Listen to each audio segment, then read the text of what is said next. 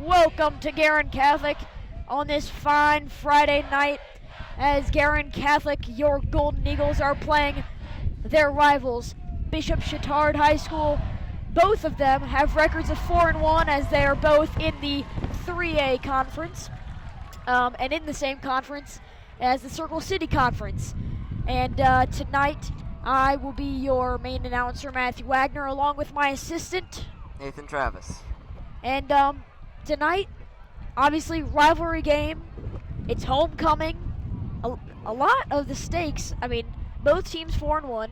This could decide on who can win the conference because Guerin has one loss in the conference, but Chatard's one loss this season is to Cathedral. I mean, Cathedral, obviously, one of the best schools at football in this state. Do you have any expectations from this team for Guerin Catholic?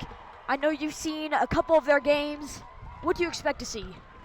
I expect to see some great playing, but most importantly, I just want an even game to happen, but for Guerin to come out victorious. Obviously an even game. Hopefully no injuries, as this crowd is getting riled up on this windy Friday night. I mean, it's a little chilly, but perfect football weather as it looks like to start off. The Guerin Catholic is going to receive, which means Bishop Chatard will receive the ball at the beginning of the second half. So you said you expect to see an even game. What do you see from Gus Baumgartner so far? What do you want to see? I really hope he performs the same as he has been these last 5 games, and hope to see a great performance overall. A 100-yard performance would definitely be nice to see, but I'd like to see the passing game going if it's up to me, because I have not seen a whole lot of passing from this Guerin Catholic team. They have been a lot of a rushing team, and I would like to see Christian Geloff and Bernie McGinnis get off to a great start on this first possession. And so to kick off for the Trojans, coming out is number 99, unusual number, but I mean, it's acceptable. George Forsey. He is a senior this year, and I expect to see some pretty good stuff out of him. And apologies if I said your last name wrong, but I mean, to see this start and kickoff, you have to remember, back deep we have to receive is Cam Murray and Patrick Schramm. Freshman Patrick Schramm. As they kick into the freshman, as he has been getting the ball most of the season. Looks like Patrick Schramm did, in fact, actually get it this time as well. Yes, he did. And he breaks it to the 30-yard line, and he gets tackled by one man. If he beat him, he would have been down the sidelines, but with the touchdown, I would say, saving tackle was Patrick Mastrian. Mastrian, he's a senior. He's a wide receiver for this team and a cornerback. But as Guerin starts out on this drive, I expect to see them come out with Baumgartner for at least one play, but then hopefully go into some passing plays. I think they'll probably start with Baumgartner, and we'll slowly work our way into some passes, but Geloff is under center right now on the left hash with Baumgartner behind him, as this game has just started and is getting underway. Braden Hall goes in motion, and Geloff hands it off to Baumgartner, and Baumgartner gets out to the 35-yard line, 36, and I mean, that's definitely a good start because this Bishop Chatard defense is definitely a hard defense to run against. They're a hard defense really to do anything against, but the place I think they might be a little weak is their defensive backs, so I think that's where we can attack them as Geloff goes back under center with the I formation behind him. Geloff takes a snap. It's play action. He's looking deep, but is overthrown. Intended for number 15, Dominic Ferrucci. Ferrucci's a senior. I definitely think that running game is going to start off, key in this first half because, as I was told when I played football, a 4-yard gain on any down is amazing. Unless if it's 4th and 20, but yeah, but I hope you aren't running on a 4th and 20. No. It's 3rd and 6 right now, though, on the 36-yard line. So Geloff is back in shotgun, as they're in the pistol right now. As this crowd is getting rowdy for a third down. Gelov, he's looking to take a snap a little high, but he got it. And he's looking over the middle, and he gets sacked back at the 25 by multiple people, but the man who led it was number 16, Tommy Hannon.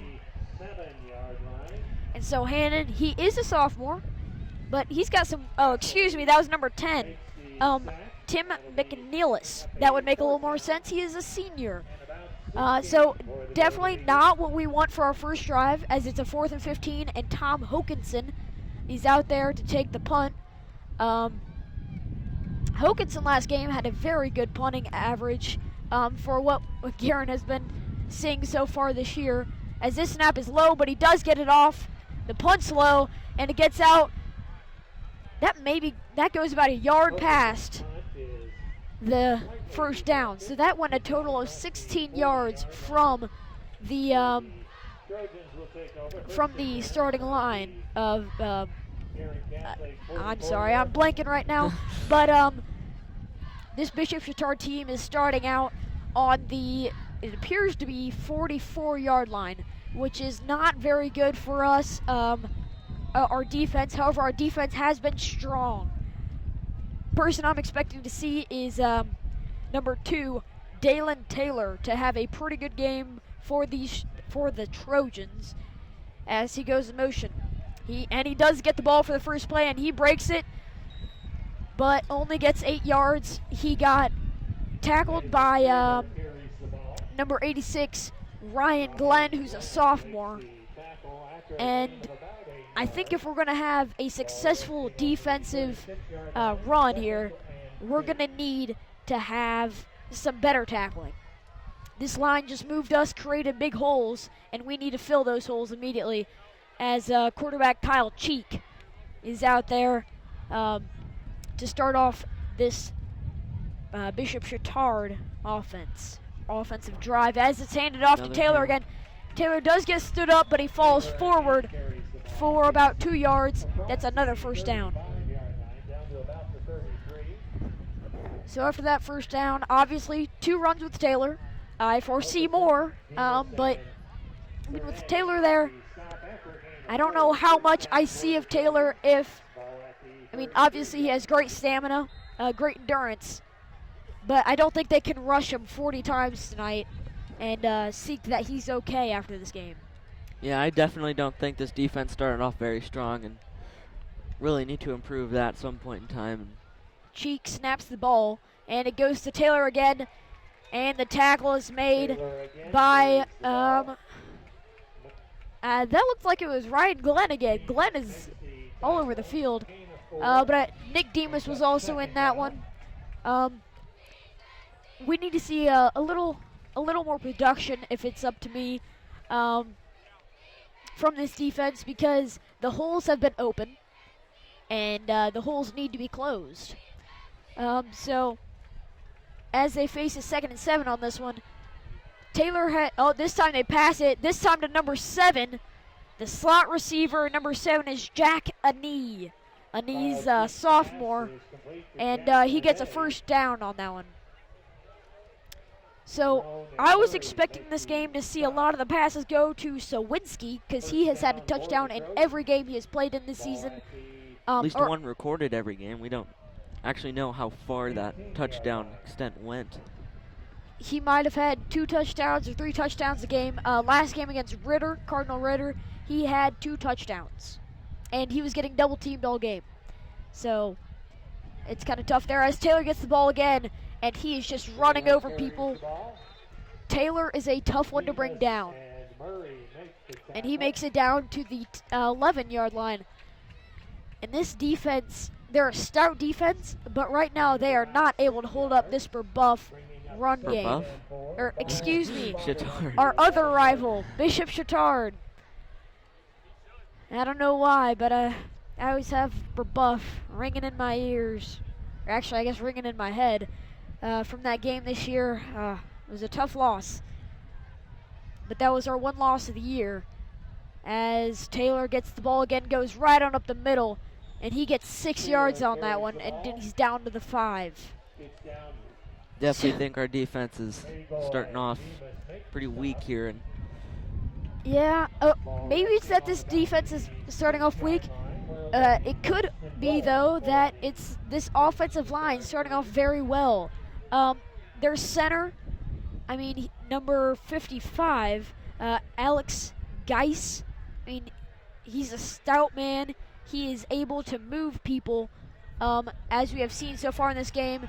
And that's a touchdown right there by number 22, Sawinski. So there's his one touchdown for the game, as he has been targeted once and completions once. However, number 5, Cheek, he did take a tough hit though, or on that one, but that means nothing when you score a touchdown. So it's still 7 points up, or 6 points up on the board. Could eventually be 7 if they make this extra point, which is foresee out there again. So that is back on through the uprights.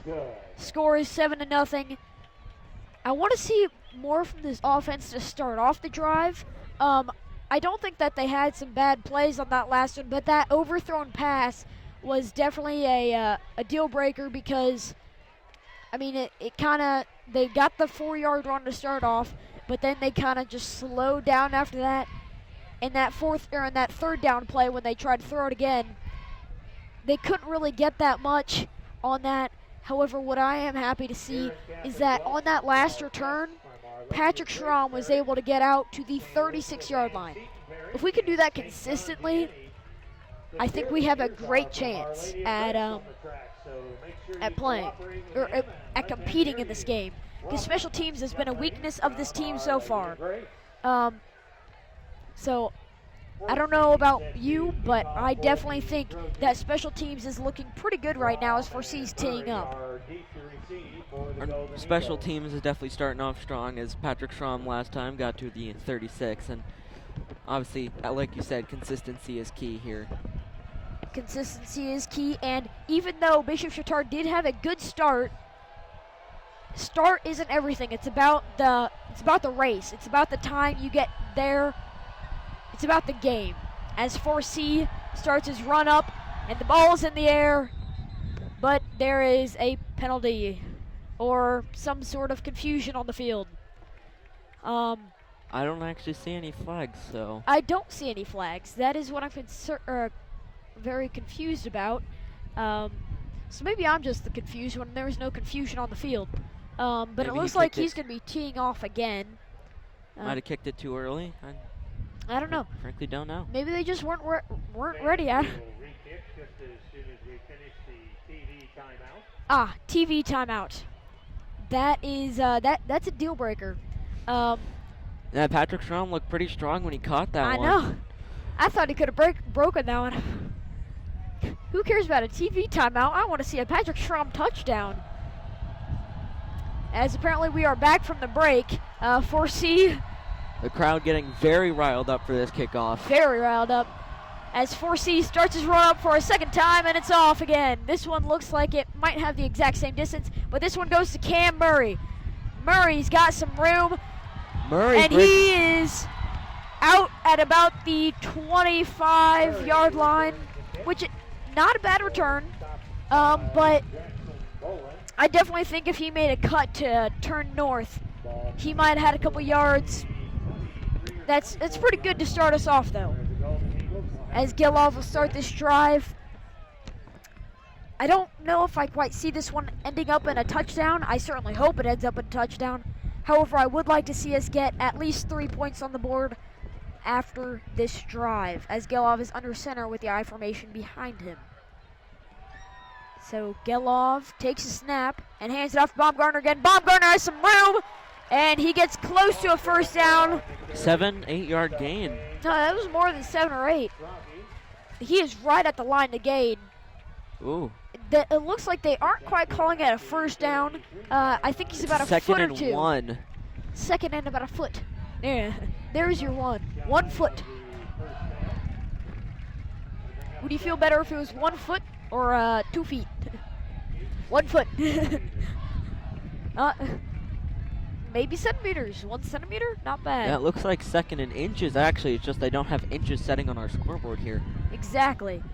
And Dominic Ferrucci gets the sweep and gets the first down, which it's good to see a first down to start off the game. This drive is also starting off way better than last time. I definitely think It only took us 2 plays to get a first down. That is definitely big in the running game. Did you see that hole in that first one? He got right on up the middle. This offensive line, I need to see production. I need to see consistency. And so far this game, besides that 1 sack, this rush line has been pretty good, as it is a read option, and Christian Gilov takes it to the outside and gains about 1.5 yards. So Gilov, I don't want to see him run too much because I don't want to see him take too many hits, but he is definitely a key to this run game, and I'd like to see him use his arm as much as possible. Because I think that he has a great arm, a very consistent arm, and a powerful one, to say the least. And I want to see some targets to Bernie McGinnis, as he has made some incredible catches, like the one that was at Brebeuf. The man I was speaking with during that game, he said he mossed him, and he is not wrong. going for a pass this time, and Gilov first down. That one is to McGinnis. Gilov scrambled, and my goodness, he just saw McGinnis, and he fired that through the hole. First down. It looks like Guerin is going back with some tempo. So that's the second first down on this drive. I think we're all glad to see at least 2 first downs. However, we need to see them string together more than 2, as Baumgartner trips and falls forward for about 3 yards. So now we're in Bishop Chatard Field, as you might have heard the announcer say. And with 5.5 minutes left in this first quarter, the production I've seen on offense has not been bad. As Gilov is looking to throw, he scrambles, and he's starting to run. He's got a little bit of room, but gets tripped up and dives forward. Another few inches to go. It's going to bring up about 3rd, and from where he's standing, it looks about a foot. This is another foot situation. You never like to see those foot situations because they almost know what you're going to do. It's basically run situation, especially on a 3rd down. Definitely think the wedge would work again. The wedge. And they do hand it off. He has a little bit, and he had a tiny hole that got him the first down. So something we like to see. 3 first downs. This drive is actually amazing so far. Definitely think our run game and our short pass game is amazing so far, but little tweaks on the long game, and I think we'll actually work and win this game out. Yeah, if we can keep this consistently, I think we would be very good. As Gilov passes over the middle, McGreal is open, but he just barely missed it. Incomplete for Max McGreal down the middle. If we completed that, I think we definitely have the tempo on our side. I think that would be great for us, I think. But it did not happen, so we have to move on to a 2nd and 10 at the 40-yard line of Bishop Chatard.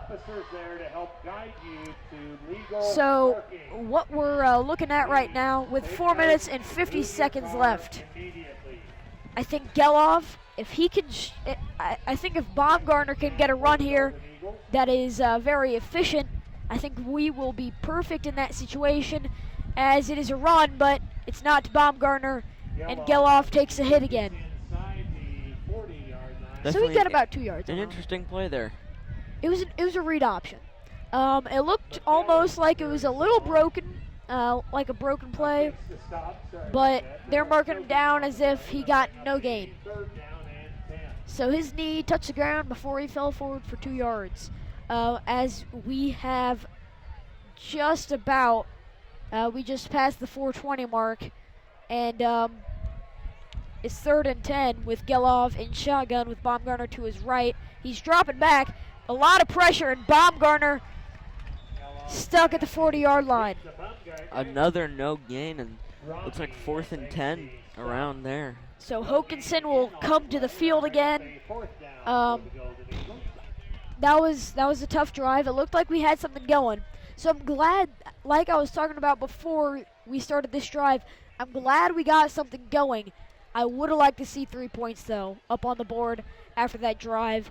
Because if Bishop Chatard, if they score again on this next one, that is the tough comeback.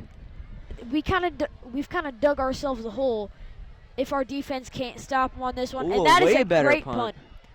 As Sawinski fair catches the ball at the 15-yard line, and that is where Cheeks will be starting his second drive of the game.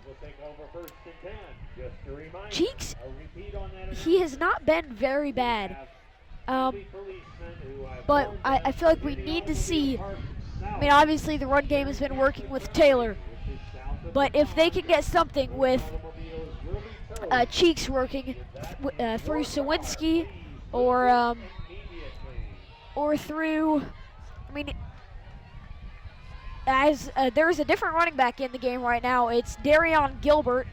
Gilbert's another great back for this team, and he gets the ball again, or he gets the ball for a first time, and he is down the field, and he's tackled out of bounds by Nick Simzak.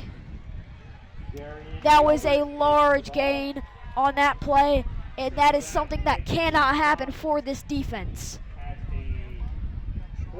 So he is marked out at the 45-yard line, and he just had a huge pickup on that gain, 30 yards, something that is unacceptable for this defense, as they have been stout all of the other games.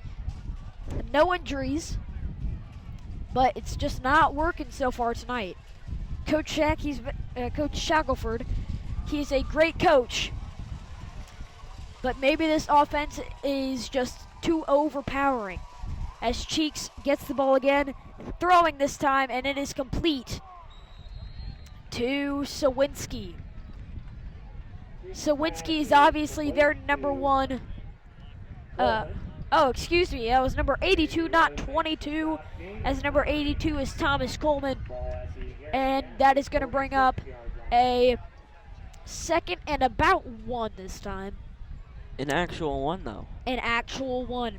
As I foresee them running the ball again, because the run has clearly been working as they are in our side of the field. And we had him stop behind the line of scrimmage on that one. He just got a couple more yards to add. That, I mean, we need to stop that because we had him stop behind the line of scrimmage. But Taylor, he is great at pumping his feet and moving forward, and that's something we have to stop if we want to win this game. As Bishop Chatard is lined back up in the shotgun position with Taylor to Cheeks' right. Cheeks is scrambling. He's throwing deep. He's got a man wide open. Overthrown.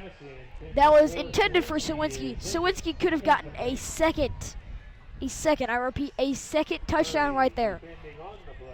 If Sawinski has 3 touchdowns, I think the game's over. Because with how dominant this team is on the ground, Sawinski is just that extra piece that Chatard is able to throw the ball over the top to. He's great with screenplays too. As this ball goes to Taylor, and Taylor makes a juke, and he gets about 7 yards on that play. It's going to bring up a 3rd and 3. We need to get a stop on this one, because if Guerin Catholic if this defense does not get a stop, I'm pretty sure Bishop Chatard will then be in field goal position, as they are at the 36-yard line right now. The 36-yard line, if they're to take a field goal from right here, they're going to be looking at 50 plus. I think 53 yards. And I don't know how great 4C is, but I do not foresee him being able to kick a 53-yarder. It can be done, I just don't foresee it. As they get a first down with Taylor. Well, I mean, we have witnessed a 54-yard kick on this field. We do. However, you do have to remember that man is now at Virginia Tech. So not a bad college to go to. But we wish he was here for our kicker, and it wasn't at the end of the game. You have to remember that. It was about I think it was 4 years ago. It was some years ago. I think it was like maybe 2 or 3. Game-winning kick against Rebuff. But right now we need to focus on this Chatard team as Cheeks takes the ball again, and he is sacked. That is a great first sack. That was Jagger Albert in on that one, and along with Tom Hokinson, the 2 linebackers. If they get going, and Nick Demas, who is an outside linebacker, if those 3 can get going, I think this defense will just kind of feed off of that tempo, that energy, and maybe it's just a feeling I got, but I think that is definitely a feeling I would take. As it is going to bring up a 2nd and 13 with Cheeks in shotgun with, I think it's Taylor to his left this time, and is going back to Taylor, and Taylor cuts up, but it looks like he gets back. He gets 3 yards, so he gets back to the original line of scrimmage, and it's going to bring up a 3rd and 10. If Guerin does not get a stop on this one, I think they're getting a touchdown, because you cannot consistently give up 3rd downs, with this one being a 3rd and 10. After that first half, the score is 7. First quarter.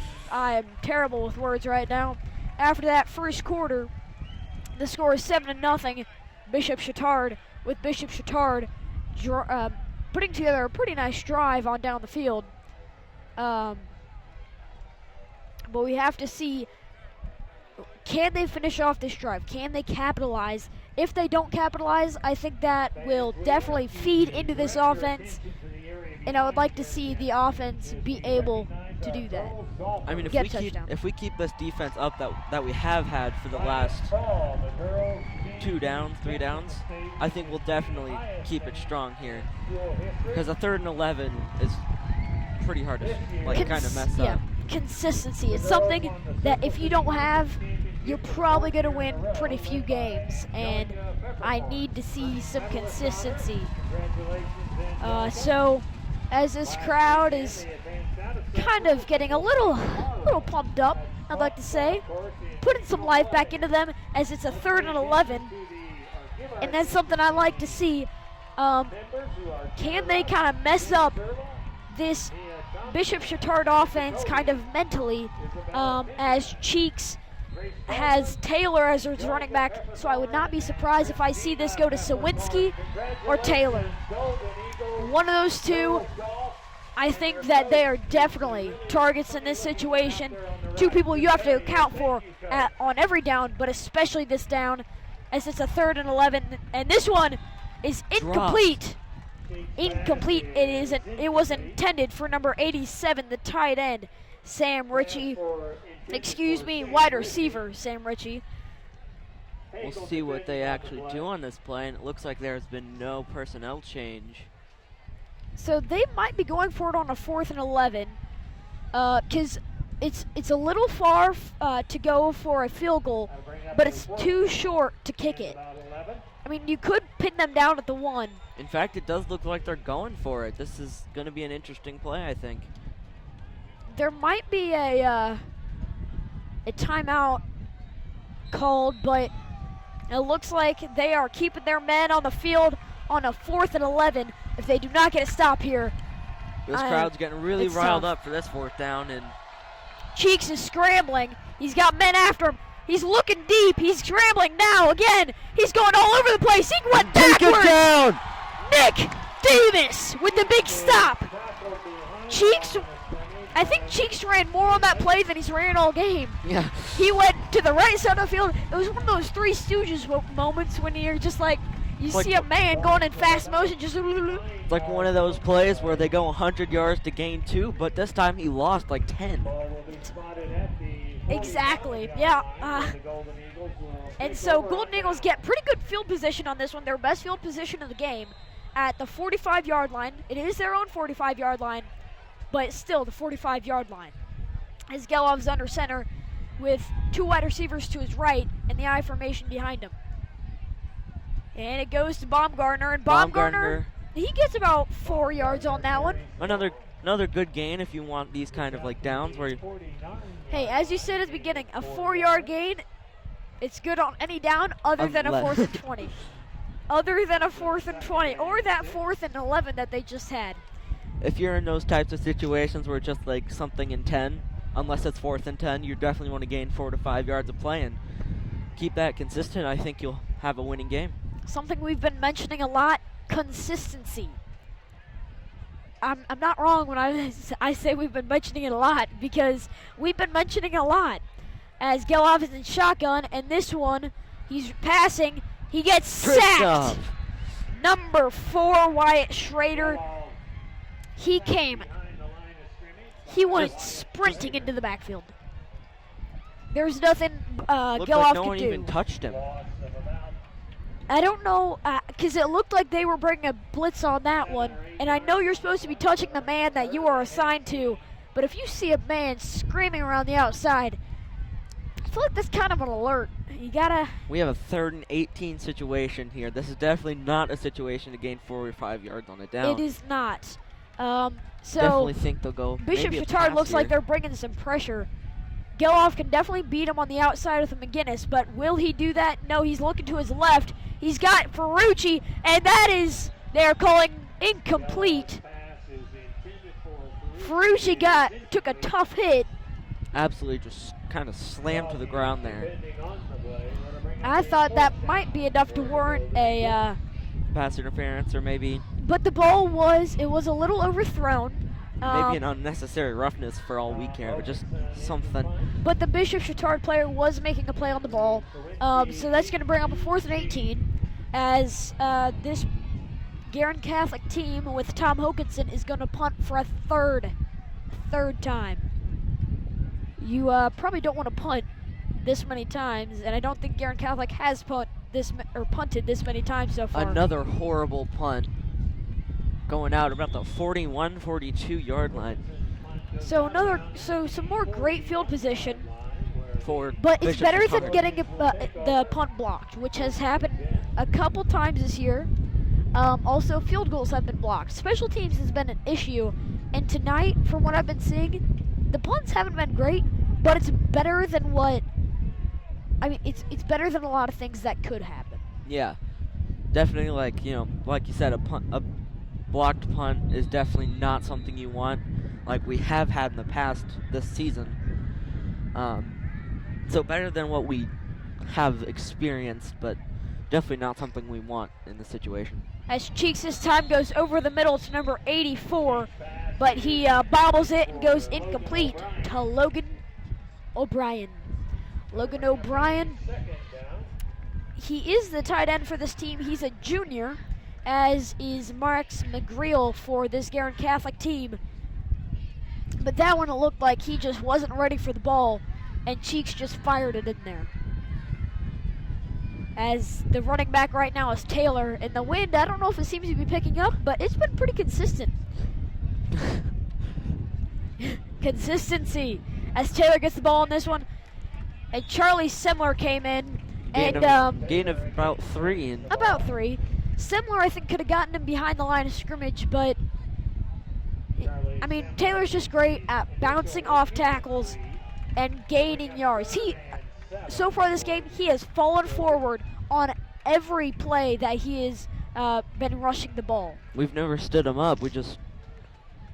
It's tough to stand this man up because he is a big kid. Powerhouse. He is a powerhouse. And false start on the offense right now. That makes it 3rd and 12. It will make it a 3rd and 12.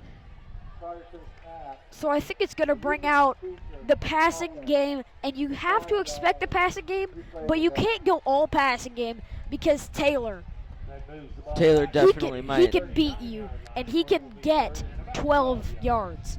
He can get 12 yards on any given play, but you don't want to account for either one too much. You want to play a little bit of a mixture. As Sawinski, you have to remember this, is lined up to the left side of the field. They actually do go in a shotgun, so I wouldn't be surprised if a pass play comes up. I think this will be a pass play This as it is.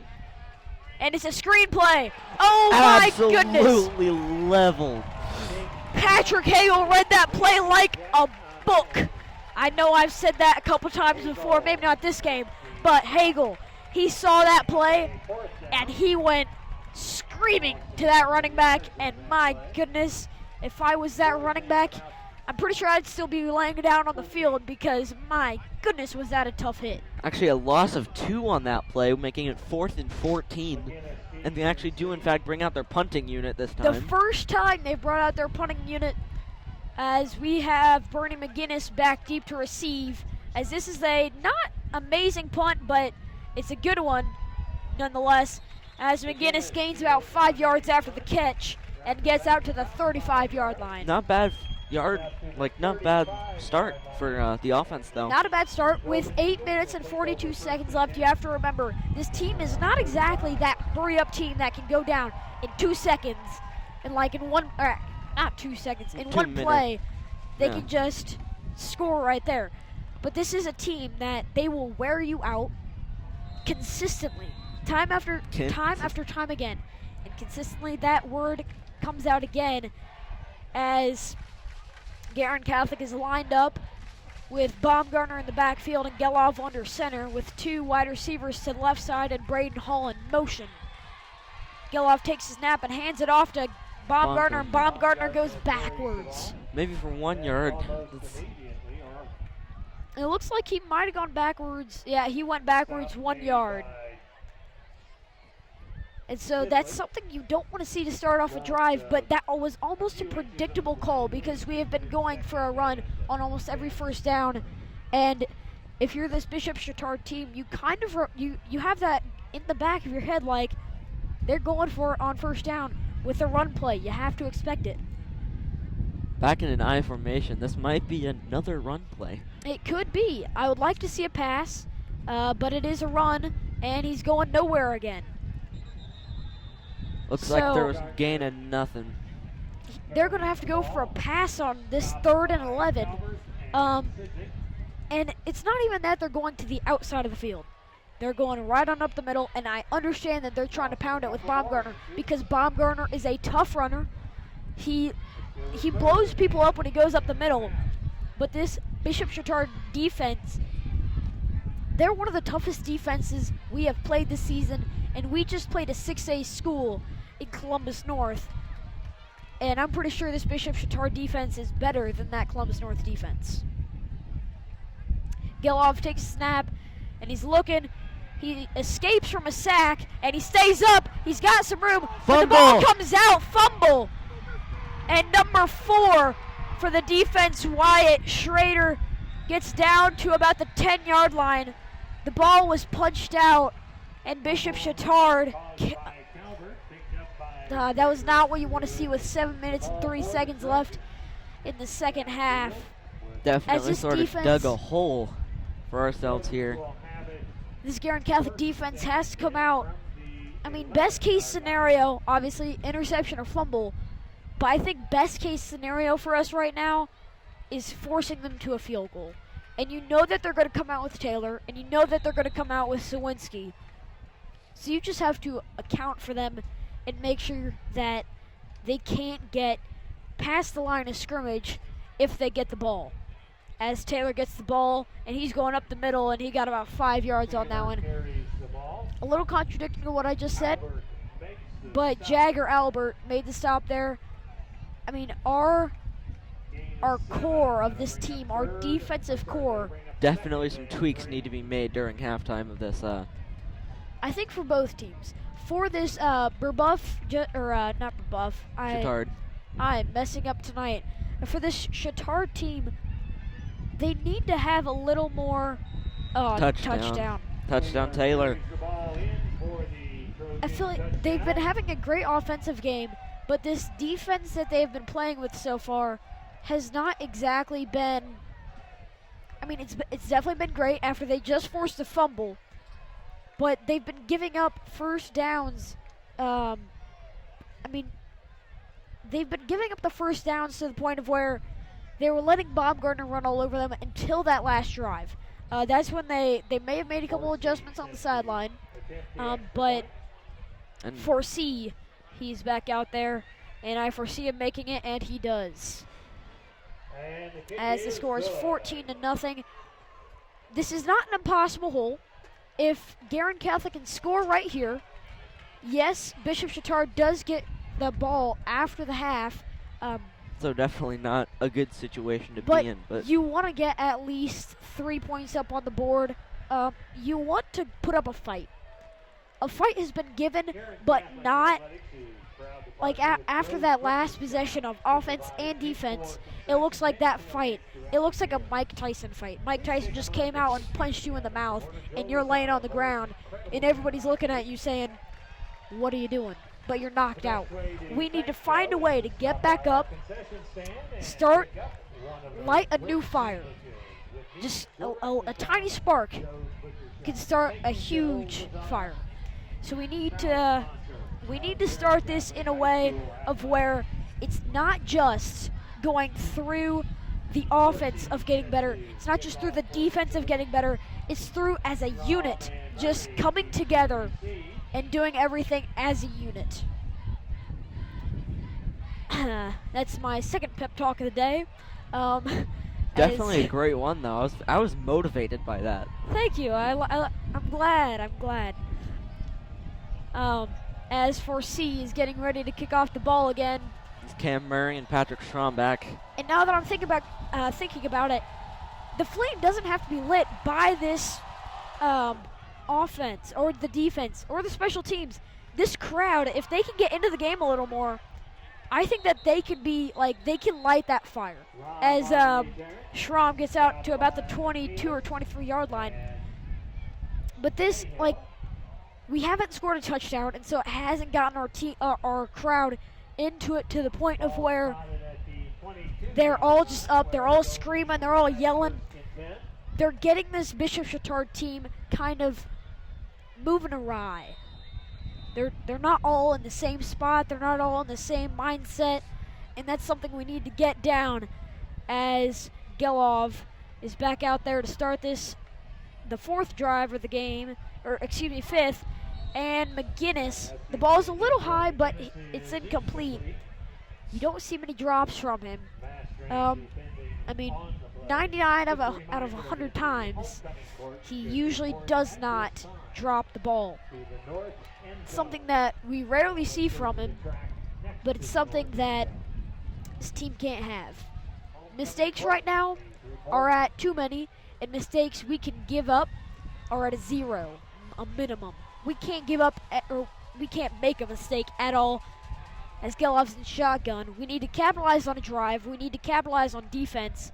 As the ball is completed, and Ferrucci gets hit hard, it is yards, and that's.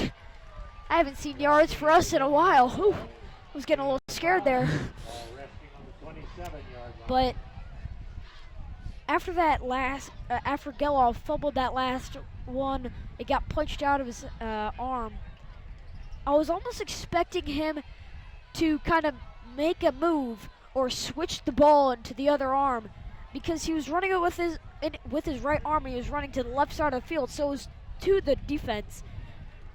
But I guess it's in the moment as Gelov is throwing again, this time to McGinnis. McGinnis with the juke. He makes a great 2 jukes and is out to about the 42-yard line. The helmet is off, too. His helmet got ripped off at that play. That was just a great play. You might want to say a little dirty by Bishop Chatard, but no, that was just an athletic play by McGinnis and a pretty good tackle by this defense. As Gelov takes the snap and hands it off this time, they're getting a yard on that one. We need to get the passing game back out here. The run game, it could work, but the one thing you have to remember is that you don't always have to go up the middle. The run game, yes, when you're starting a play action, it's definitely about getting it up the middle or getting it straight to a sideline, but they have not gotten it outside yet. As Gelov is throwing, and this one to Ferrucci. And it was complete to Ferrucci, and Ferrucci is down at about the 47-yard line. And that crowd that you heard that right there, that is the flame I'm talking about. We need more of that. Just that little tiny spark we needed. Tiny spark can create a flame. If this crowd can get in Bishop Chatard's heads, I definitely think that flame will just definitely. We've been talking kind of about it a burst. lot, but if it happens, you'll see what we mean. As this one is tipped, and it's going to bring up a 4th and 4. Straight up batted. I actually lost the ball for a second. I didn't even know where it went. He had his man open, and I thought it went over there, but was not completed as Hokinson comes on to the field for a 4th time as it's 4th and 4, and he's number 44 on the 47-yard line. It's a lot of 4s right there. Number 44. With 4 minutes and 23 seconds left on the clock. 4. And it's 14-0. So Hokinson, he has had 2 punts that have been okay, and 1 punt that's been pretty good. This has been probably one of his best punts today, actually. That is a very good punt. It almost got blocked. Sawinski does not pick it up, but it is down by Cameron Murray. So with 4 minutes and 12 seconds left, this defense needs to come out with. I mean, you can see on the Infinity board, or the Galaxy board, excuse me. There's flame. That flame needs to. We need to come out and just beat these Bishop Chatard men. You could say figuratively, punch them in the mouth. Hopefully not literally. I'm pretty sure you'd get banned from IHSAA. But that's beside the point, as Cheeks is in there with Gilbert to his left. This one is not going to Gilbert, it's going to Coleman, and it bounces off his chest plate. That looked like he had hands of butter. Butterfingers. Slipped right out, you know. Slipped. And so the passing game, they've had, I'm pretty sure, 3 drops now. So that's good for our defense, but the 3 drops weren't caused by the defense. It was all just an offensive mistake, and that's something that needs to be fixed because that's showing we don't have enough pressure. As Gilbert gets the ball, and he never touched the ground, but he did. He was laying on his center, I'm pretty sure. Gain of 2 or 3, so a good stop. It's definitely great as it brings up a 3rd and 8. If we can get the ball, we have some 2-minute drill action that we could probably go with. Actually, I'm pretty sure if we were to get a stop, it would be back with about 3 minutes. But that means we get a stop here on this 3rd and 7, as it is officially marked. And so Cheeks, I'm expecting to see a pass. But the pass game... Wouldn't be surprised if Taylor got the ball. I would not be surprised. As there is a timeout called by this offense. I also would not be surprised to see if, this pass, obviously, it may not be a pass, and they're going to Taylor and seeing if he can get some yards. But if I'm expecting a pass, don't count out the tight end. I know he dropped his first pass, and he hasn't been targeted since, but do not count him out because he is a big body that that has great hands, that can just go down the field, and he's actually very good. He's a great tight end. He's only a junior, so they have him for another year, but it's something that this defense needs to figure out. As Sawinski, I definitely think, is one of the bigger people we have to watch out for on this 3rd down. I mean, Nathan, I see a pass. Do you see a pass? Yeah. I think Ron is still in the playbook on a 3rd and 7 for this team as they're up 14, but I don't want to rely on the run as this Brebeuf team. I did forget at the beginning of the game that they have two great running backs, so they could honestly rush the ball or run the ball 40 times and split it up maybe 30-10 or 25. What's the other number? 15. Thank you to my math teacher. And it is actually a pass, but a screen to Taylor. And Taylor, he does get inside, but Hokinson on that play, he's a tough man to get outside of. He's a great athletic player. I mean, he's an athlete. So they're going to punt for a second time, this Chatard team, as McGinnis will be back deep to receive. But there's a timeout taken by Guerin Catholic just to conserve time so that we can have the ball for over 3 minutes if we can keep a drive alive. That is something that we need to keep alive, because this team, they've been playing good, but they have not been playing that consistently good, where every down they are bringing 100%. And they are like this line. They haven't been consistent, but they have been very good. But you want to be that excellent type. Very good, will not cut it against this Chatard defense. So the punter for this team at Jack Ane, or Ane, however you say his name. He's another man like Foresee that, oh, this is actually a very good punt. It goes to McGinnis, and McGinnis lets it bounce, and it's down at about the 35-yard line. So we're starting at the 35 for, what is that, the second time in a row? And if Guerin can string together a great possession here, I mean, we haven't seen that possession where they just pound the ball, or they make the plays that they need to make. Definitely need to keep this, we need to make great plays and keep these great plays consistent. And so we've been talking a lot, but the reason why we've been talking a lot is because they haven't been making those plays. I think I would agree with you on that, partner, how consistency. As Bob Gardner gets about 3 yards on that play. And if you look at Bob Gardner's stats, his stats have been going down, I guess almost progressively since the first couple games, because those first couple games, he was getting over 200 yards.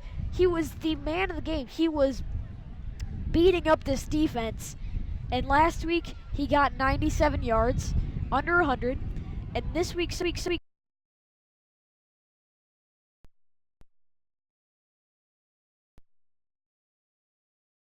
consistency, because But it is the key to this game.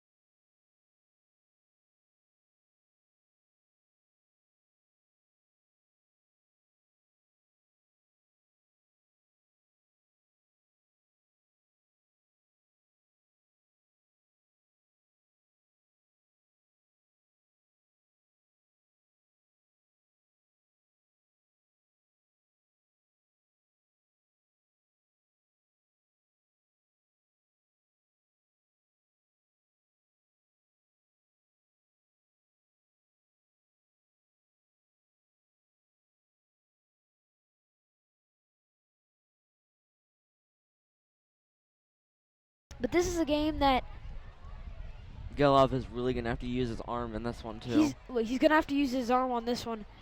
But this is something that this is a game that I think we all expected a little more fight from. We expected it to be a little closer. It can still come closer, but it looks like the Trojans took a timeout. Except it looked like we were just lined up in the not victory formation, but we were going to take a knee. But this defense is trying to see if we are going to mess up on the snap and take that timeout. Not really to talk it over about what we're looking for, but really just to kind of see, will this offense mess up on just a snap, a simple snap, because clearly this game has not quite been going in our direction. Definitely So, trying to, do one of those plays where it might just be a play where you run the ball and you just try to see. we're all just kind of, might be one of those plays where they're trying to, get ready, and then you take a timeout just to kind of get in the heads. Because if they score another touchdown here, which it looks like it's just going to be another knee.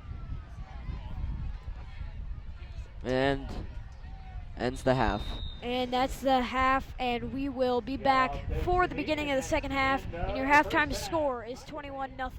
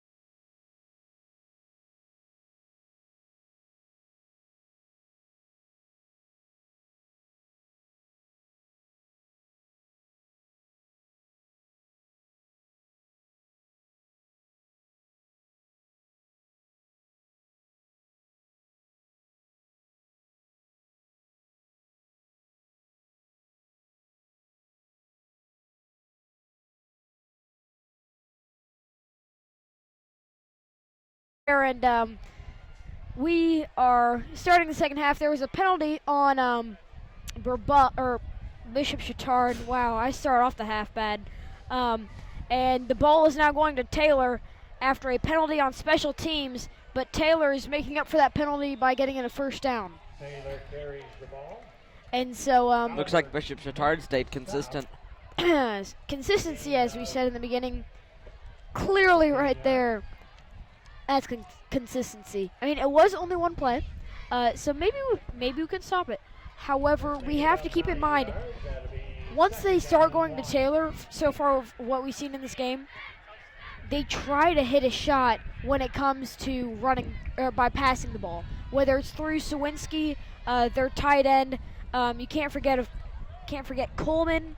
I mean, they have a lot of weapons, and screenplay's been working well. But Thomas, he's bulldozing people right now. And when Bishop Chatard's up 21, and we have no response for Thomas, or not Thomas, excuse me, for Taylor. It's tough to play against that. I mean, he's had 3 great runs so far, and 3 have all gone for plus 5 yards, if not more. So that's not how you want to start a second half after being down and giving them the ball. As the ball for I'm pretty sure 4th time, is handed off. Obviously, I think this ball is going to Taylor. I think one of the reasons why they're doing this is because you have to remember, Taylor's a beast. Taylor's a beast, but also you want to run out the clock because you're up 21. Because if you give the ball away or you throw the ball and it's incomplete, and their pass game was not that great in the first half, except for that one touchdown to Sawinski on that first drive. So that's something you have to keep in mind is, they are passing on this one. This one's tipped up and nearly intercepted. That should have been intercepted. That was number 18, Danny Rode on that one. Excuse me, that was Patrick Hagel. Hagel is actually a wide receiver for this team and one of the he's a big-time wide receiver for this team. He plays safety, though, mainly for the defense. But if he got that one, definitely would have been key. I say we have points up on the board right now. Yeah. Because, I mean, even if he catches that and goes down, we still have a good drive that we can and go. And a play action, actually. And this one goes to the Sawinski. Sawinski, number 22. He's out at the 40-yard line. And that was a 3rd and 9. Those 3rd down plays, you can't give up. You're trying to get off the field. You're trying to get your offense back into it. And you make mistakes like that by leaving their number 1 wide receiver, Sawinski, wide open. It's something that is unacceptable and something that just you have to stop. You have to stop. As this ball goes to,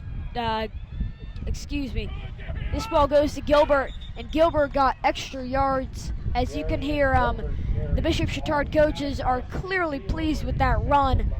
It was a great run indeed. He ran over a couple players. But that's something that, even if he's coming at you full head of steam, you got to break down, you got to make the tackle. Definitely a tackle would have been key there, but... Be key on every play. I have that feeling. But you have to keep in mind, when they're just running it with Taylor and Gilbert, you have to be able to expect it and shut it down. The running backs for Chatard are absolute powerhouses, though, so it's going to be it's not going to be easy to stop them, but once you do make those stops, you're on your way. You're definitely igniting that spark. But this one right here was completed to number 82, Coleman. Coleman, the wide receiver, the first pass that was intended to him was incomplete. However,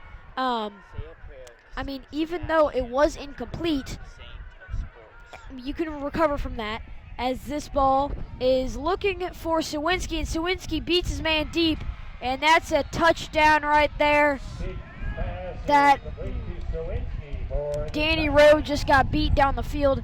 This game, it's turned into the point of where it almost looks like they're giving up. On that last play, Danny Rowe, he didn't make contact.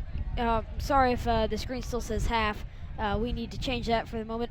But in this third quarter, the defense really didn't come out looking like they were ready. They looked like they were still in that halftime notion.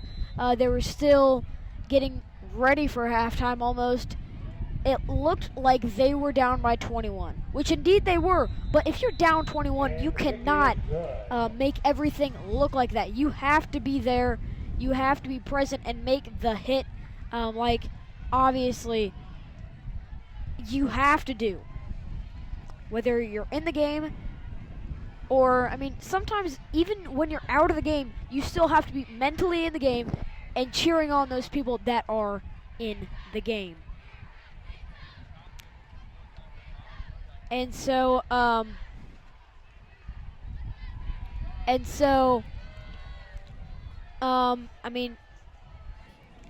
it's something that, I don't know, it's something that we've been repeating, but I don't want to say it too much because then it sounds like I'm just saying words that don't make sense when it comes to what's actually happening. It's something that we need to step up. It's a change that starts with the team, but you have to just keep going. It's something you got to change. I think you can agree with that one. But it takes a little more thought than just a change. You have to think about the change. You have to think about what you're going to do. It's the tiny battles. Like I say, I'm a tiny mighty. Or Mini mighty. A mini mighty, tiny mighty, all of the above. But it's those small battles. Small battles. That is the key word for this second half. And if this Guerin Catholic team does not live up to just the small battles, every hit or anything, they've lost. No matter what the scoreboard says, it's a loss. I know I always mention this, but I seriously think it's something that Guerin needs to add. An addition. The I wedge. agree. Okay. I disagree now. As I know the wedge is a great play, but in high school football it might not quite be as effective as 5th and 6th grade. Middle school did. But Gelov is back under center now. I love announcing for this offense, but you need to see a spark lit. As this ball is handed off to Baumgartner, and Baumgartner, he's going nowhere. It's something you can't see.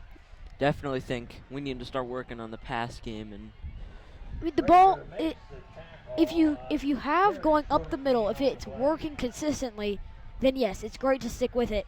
But when you're barely getting a yard, even if I understand how they stuck through it, through the first half, through the entire first half, because you never know when it's going to break. You have to stick with the run, but you have to kind of give them a variation. You got to go outside, and right now all I've seen is going up the middle as this ball is complete to McGinnis, and McGinnis looks like he almost got the first down. maybe another foot short.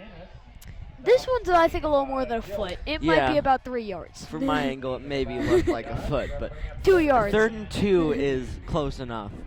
Is it, though? Is it? Don't know if it's quite close enough, but I don't want to keep talking about how this team needs to make changes because it's got to start with them, and it's not something that we can change right now as Gelov is under center with Braden Hall in motion, and they're running the ball again and going nowhere. They're going to have to punt this time. We haven't been able to get anything going on offense. And when Spark is just... And the reason why we haven't been able to is not because we've been playing bad, but it's also because their defense is good. Their defense has been playing very good. They've been stopping the run up the middle, and it's something that we need to be able to expect. If we don't expect them to be doing it, or if we don't expect them to be stopping us up the middle, then I feel like that's just on us. It also appears that Guerin's actually going for it on this On a fourth fourth down. and 2. If it's converted, it's a great play, but it looks like there might have been an early hit, and there's a flag on the play. There we go. Ferrucci got hit a little early, in my opinion. I understand that a legal hit from behind, if it touches his hands or if it's impossible to catch, but I think he had a chance at that one, and really he got chucked to the ground. Yeah. Looked like some beef chuck right there. But the pass interference does actually bring us a first down. It does bring us a first down. So I guess, would you count this as a small victory? Because you were going for it on fourth down. I would And agree. you technically converted it. It's kind of one of those in-betweeners because it's not because of what you did. I mean, technically it is because you went for it on fourth It's down. You did everything. sort of a half and half. But it's because of them. They made the mistake on that play, and now you have to capitalize off of their mistakes. So it's a loss for them, which means it's a loss for them. it's a win for us. Small victories. And Baumgartner actually found a hole. He got about 5 yards there. Baumgartner's a tough runner. He is hard-nosed, and he will go up the middle until you tell him to get off the field. And then, even after that, he'll probably run a couple more plays. And, I mean, he is one of those people that he can light the fire. He can go outside, he can go inside, he can catch the pass on the screenplay, he can run some routes. He's the whole package, but it's something we got to see a little more of as Gelov is under center with Baumgartner in the backfield. And this one's going back to Baumgartner, and Baumgartner's got a hole. He's got the first down and a couple more yards after that. But after that, he's not going much more. This drive is definitely the spark that we needed. This has been a great drive, but the Trojans, I almost feel like they're getting a little cocky right now. Yeah. They're thinking our offense is carrying us. Their defense is kind of, they're not as good as us. I mean, we can just beat this team based off the fact of mental strength. You have to be strong mentally to then be strong physically and play your best game on the field. And so it's something that if you're not right-minded, you're not going to play well. As Gelov's going to pass this one. This one's going deep to Hagel, and Hagel just overthrown. I almost said Thielen because whenever I see Patrick Hagel, he reminds me of Adam Thielen, the Vikings wide receiver who went undrafted but is one of the best wide receivers, in my opinion, in the NFL. But right now we're playing high school football, and it's a 3rd and 7 with 5.5 minutes left in the third quarter. Guerin Catholic's down 28. Maybe a few more yards and we could be in that possible field goal situation that we needed. I think 25 is about the max field goal range. And we only need like 5 yards for that, but that's not the first down that we want. And he's looking to the sideline. First down! And Bertie McGinnis. Oh, excuse me, Patrick Hagel. Oh my goodness. They're saying incomplete. Whoa, what? Bounced It looked off like his he made chest it. plate. Looked like he caught it from my angle. I couldn't really see. I had a man in my way. Well, maybe a couple. I don't know. He was also on the opposite side of the field. And so that's going to bring up a 4th and 7. And I'm not surprised I see the offense still out there on this one. Because if you don't have the offense out there, I can see it go anyway. It's kind of just how you want to coach at the moment, and I agree with Coach Daly on this one and going for it. And Gelov is looking, and that should have been completed. Another one to Hagel. That's the second one by Hagel. Now, I don't know if that quite would have brought up a first down, but it's at least yards. It's not a drop. And a drop is something that we've seen too much of it. I mean, that's 2 and 2 plays. You can't have those drops. And so it's going to bring up a first down for Bishop Chatard as The game's not over, but in some people's minds right now, they're thinking we're down 28.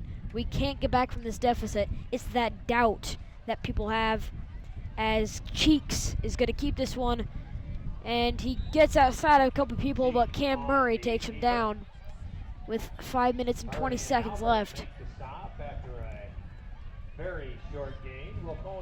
These games are tough to kind of play in because you never want to see a blowout, and when you do see a blowout, you hope that other team can hopefully get a little something going, because you want to see some fight. A football game is not a football game if there's no fight. And there has to be fight from both sides, and you have to see it till the end. It doesn't matter what the score is. If there's fight, it's a great game. I think we can all agree with that one, but Cheek, he rushes the ball again, and it's going to bring up a third down, about a 3rd and 5. And so this defense, I see this defense fighting.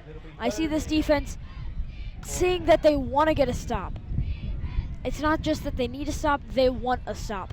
They have the will to keep fighting, and it's something that I think this defense just has. It's not something that you can teach, it's something that you just have.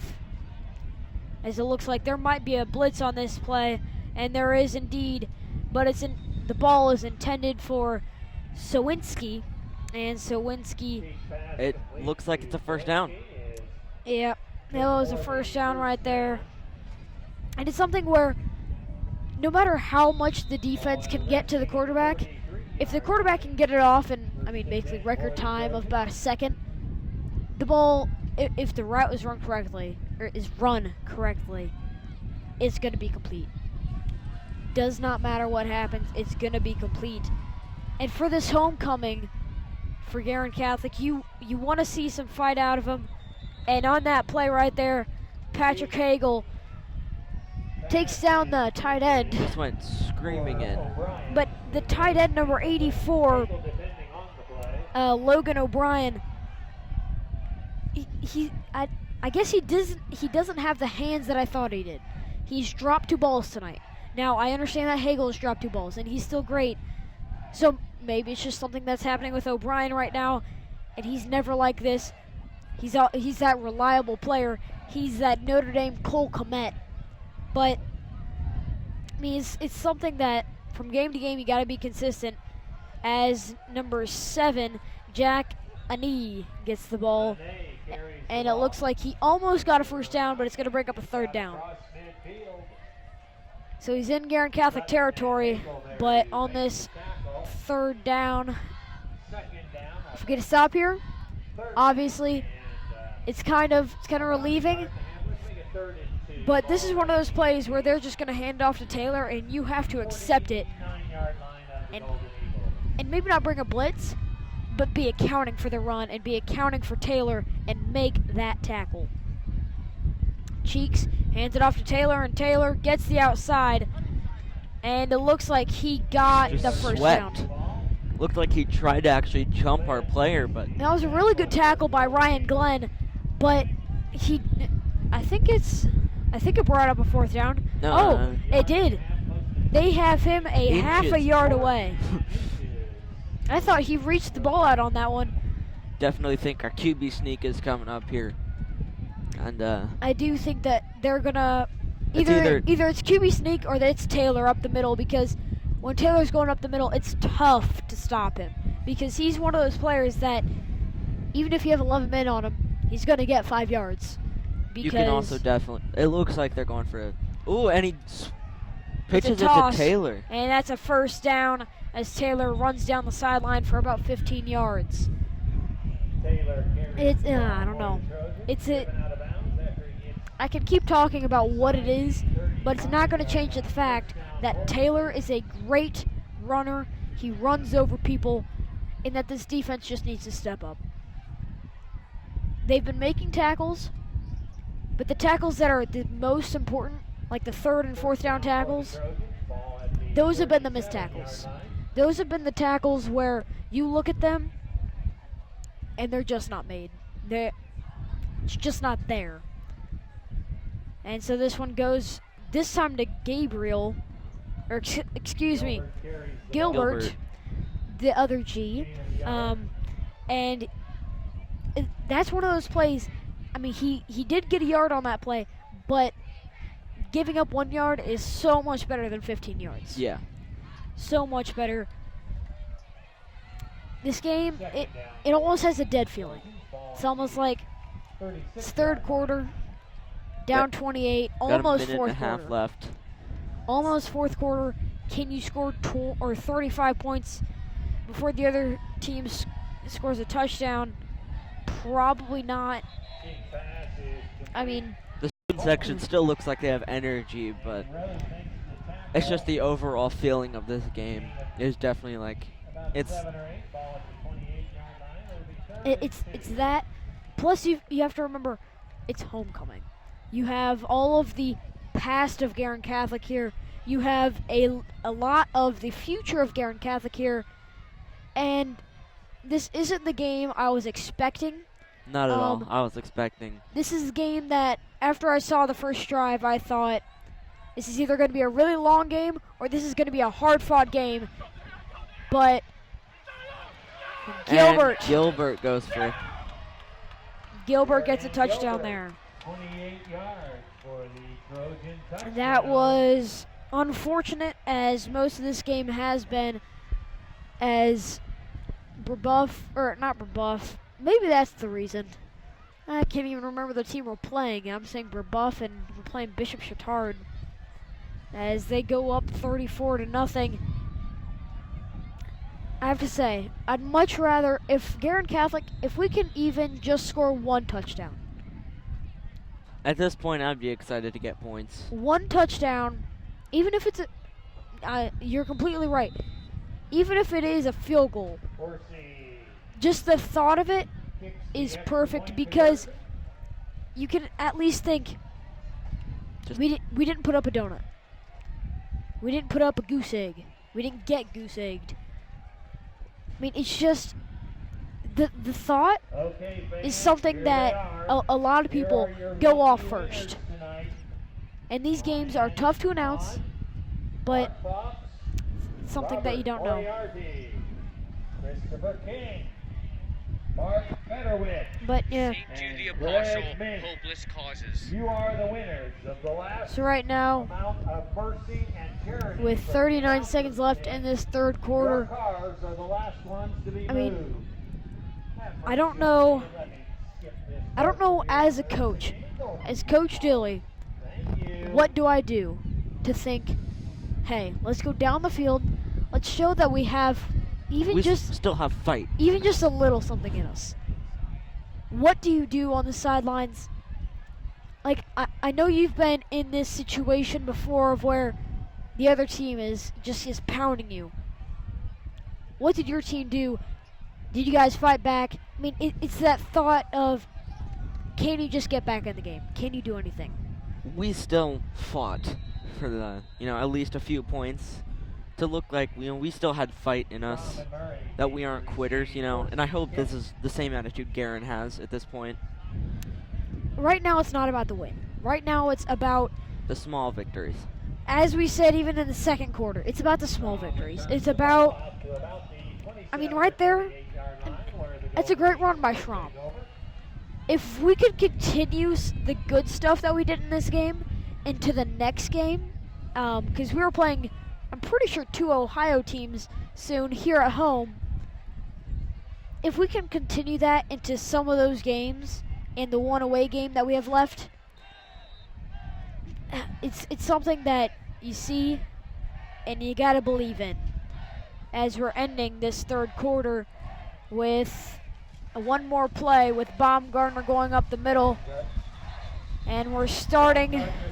Welcome to the fourth quarter, as it's 35-0 Bishop Chatard. And that is the end of the third quarter. And I know, as a fan of the game, a fan of football, you never want to see a blowout. But if you're a fan of that blowout of the team that's getting blown out, you don't know how to cheer.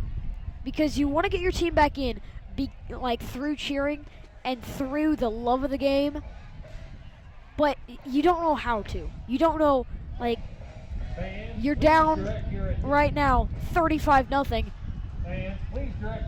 Can I cheer? Is it like acceptable? Because it's just there. It's something that happens. And so, I don't know. This could just be me, but when it's 35-0, it's even tough to watch. I personally definitely think it's acceptable to still cheer for those small victories. 100%, yeah, I agree with that. It's just how. It's not something you have to answer. It's just something. It's mental. It's mental. Definitely think it's appropriate to cheer, but obviously no one knows what to cheer. Maybe like simple, like few claps, but if they make a great tackle or something, obviously you'd get cheers. You know. You gotta do something as Gelov takes off running, and he's out to about the 42-yard Looks like a line. first down. It is a first down. So that's one of those things you gotta cheer for, you gotta clap. The small victories, you know? And it's something that, as we're looking right now, maybe this is the drive that we can get that goose egg off the board. That we can, definitely prove to them that we still have the fight in us, you know? I agree with you 100%, partner. As Gelov is under center on the right hash, with the I formation behind him and Baumgartner, they're running with him up the middle. And what I like to see on that play, what I was a big fan of, is that the offensive line, even though they were blocking, if they accidentally gave up a block, they actually just went around and started pushing Baumgartner, trying to get that extra couple yards, and that's the fight I like to see. As Gelov is back under center, and they might just keep running this. It's not a bad idea at this point after that 4-yard run on that last one. And Baumgartner looks like he just got back to the line of scrimmage. Definitely a tough one to watch. You can say it's tough, but you really don't know because it's so much worse as a player. You feel like you can't do anything right because it's not even like this is a defensive game. It's almost a Chatard game. Yeah. It's a game where they've taken over and you don't know how to come back. It's a lot of questions. It's a lot of things that almost can't be answered. It's just out there. As long as you just keep that fighting mentality. As McGinnis completes that pass, or McGinnis is on the receiving end of that pass. That actually might be a few inches, but they might measure it. You never know. Because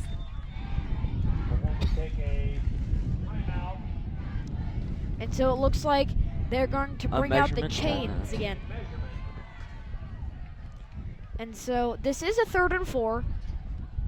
So you have to remember oh, they're just marking a first down. Wow. Didn't even put the chains out. They just kind of surprised on that one. And I'm glad to see that they could just make that idea. I mean, I know if it was a tight game where it's 35-35 right now, 100% they bring out the chains. Just because you want to get that call right. Right now you gotta do the right thing, as in you look at it, don't waste too much time, and you see it's close enough in my opinion. That's a first down. Elijah Edwards, that is his first touch of the ball this game. And actually, he did a pretty good run there. That was pretty good. I like watching Edwards because he's one of those hard-nosed players that even though he's a wide receiver and he gets the ball very minimally because this offense is that much of a rushing offense, when he gets the ball, he puts fight into what he does. Definitely the fight that Guerin needs right now as well. And I like watching him play just from a fan standpoint. Not from an analyst, I'm watching the team, but just as a fan. You like seeing that fight that he has, that excitement, the love of the game, that he just goes out there and blows that next man up. If he's supposed to be blocking, if he's supposed to be running a route, boom, he's run that route to the best of his ability, and that's what I like to see. Definitely powered by, that fighting feeling, As Gallup's throwing again, this one goes to this one goes to Braden Hall. Braden Hall gets about 5 yards. It's a solid gain. Solid gain. Just keep up this kind of drive, and I think those small victories will definitely go a long way. And we're almost there to field goal range, as we're at the 33-yard line with 7.5 minutes left in the game. And you just want to see that Guerin score. You just want to see that. As Baumgartner, he doesn't break a run, but he runs through tackles. And that's something that I've seen it from all season, but this Chatard defense is one of those teams that you can't really do that against. You can't just bully them with the run, because they're one of those teams that they'll bully you with their defense. They're the bully that comes out, punches you in the mouth, and says, "Give me your best shot." And so far tonight, we gave them a good shot, but I don't think that this was the best we've ever played. As this one's going deep to McGinnis, and I think pass interference. McGinnis, he was getting held. I'm pretty sure he would have caught that if he wasn't getting held. It also kind of looks like it might have been the a cramp. corner there is injured. It might be a cramp because he's getting attended to right now. But I would love to give a shout out right now to the Guerin Catholic trainer, one of my friends, Abby Rumor. She is one of the greatest trainers I have ever seen in my life. Much appreciation and thanks to our trainer. A little shout out there. And Abby, if you are ever listening to the stream, if you would love to have a guest appearance, as you say, we got you.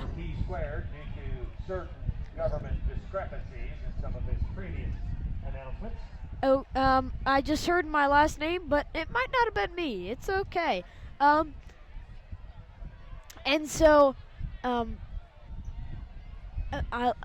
love giving shout outs, especially to trainers. They are never talked about as much because the hard work that they put in. One JV game this season, there was almost an injury every 5 minutes. Abby, I'm pretty sure, attended to 20 people that game. That's not good, but that just shows how much work that trainers put in. And one of those underappreciated jobs. And I love giving this shout out to Abby, as she is well loved by this Guerin Catholic community, as this is her first year here. Some stats on her are that if she was on the line, or if she was on the O line, I'm pretty sure that she would be the best I've ever seen. She could probably be a center in my opinion, because she has that stance, where she just has that demeanor out of it. So it's boom. She's got that demeanor. I think if she was there, you know what? I'm just gonna agree with the shout out for the moment. Thank you, Abby. Thank you.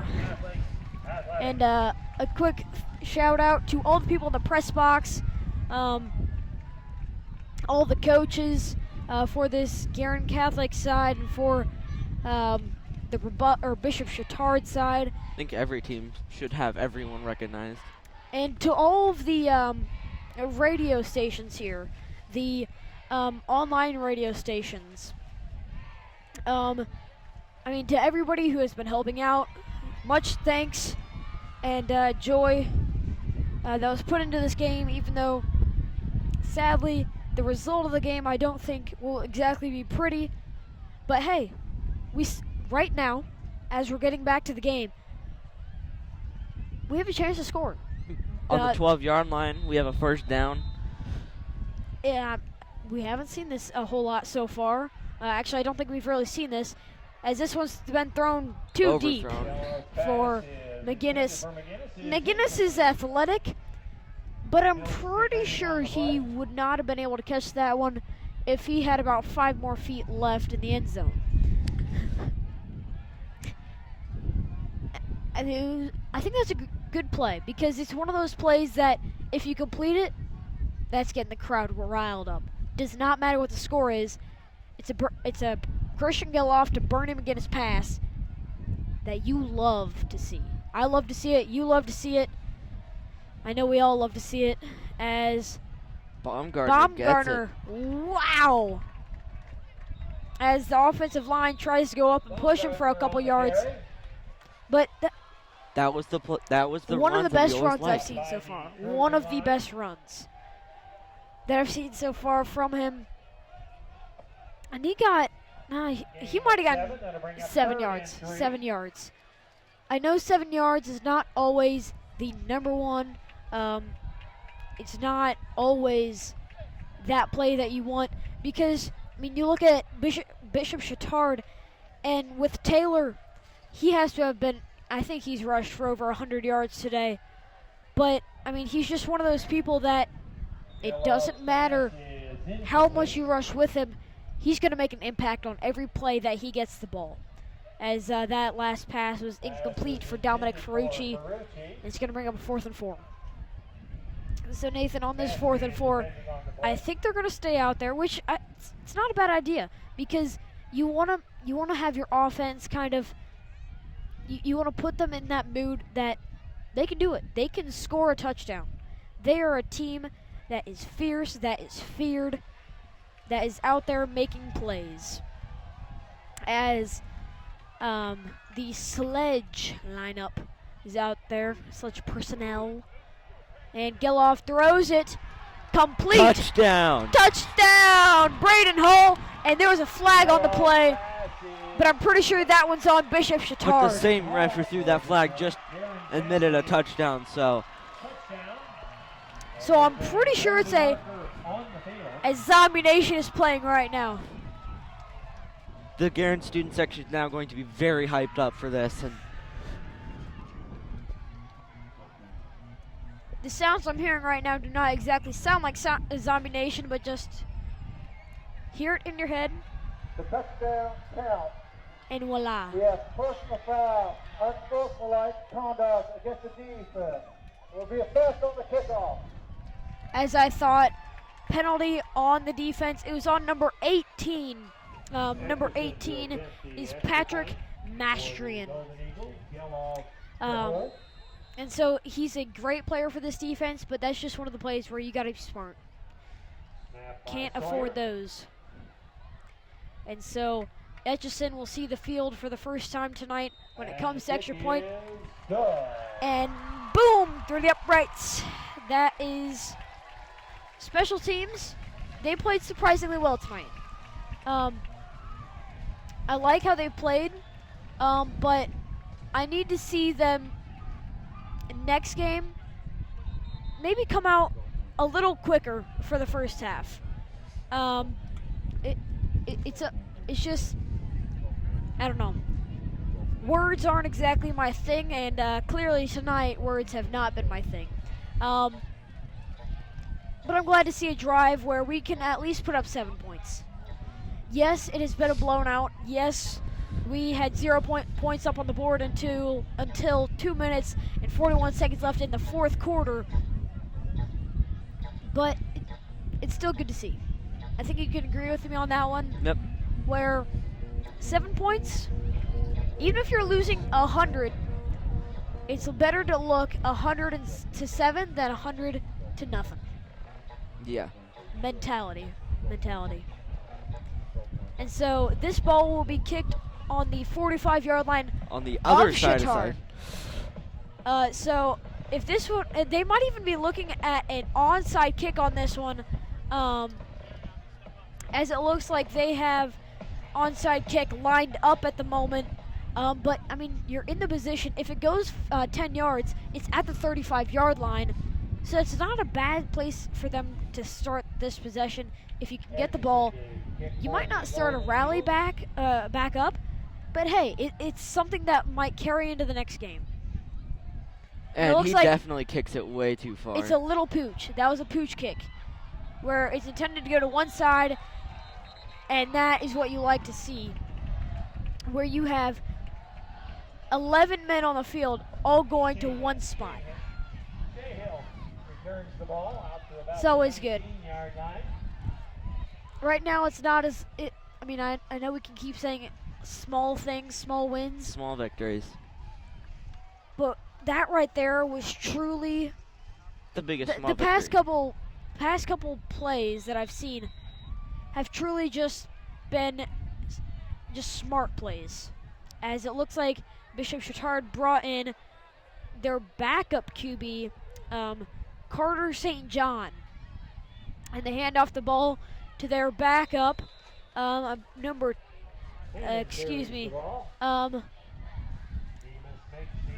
could not quite tell you what his number is, but number 16, there we go, Tommy Hannon. He's a sophomore, so this team, they're trying to give reps to their younger men, the future of this Bishop Chatard school. But at this point, you need to see this defense. They're going against the freshmen, the sophomores. Actually, I don't think they have any freshmen out there. The sophomores. We'll go with the sophomores. You have to show that you're able to play. Does not matter who you're playing against. You have to be able to come out every snap and 100%. Score doesn't matter. If you have the crowd behind you, doesn't matter. You have to play through any type. You have to play. So this game, with 44 seconds left, it's a game you don't want to see, but it's a game that happens. I feel like we put up the fight to the point of where it's not a 70-0 game. It's not one of those games where you're 100% getting blown out, because you're not. Usually, during those games, nobody's talking, nobody's scoring, or nobody's cheering, nobody's happy, especially if you're the home team. And with it being homecoming, it's one of those tough things. Yeah, you can't win everything. You can't win everything. So for this game, Guerin Catholic does not improve. They fall to 4-2 with their 2 losses to Bishop Chatard and Brebeuf Jesuit, 2 rivals, and Bishop Chatard improves to 5-1, as they are, as of right now, the #1 team in our conference, and it looks like it might stay that way. And we thank you for all of you who have joined in during this game. We thank you for tuning in, and we will hopefully see you guys next week for next week's game. Have a good night, and go Golden Eagles.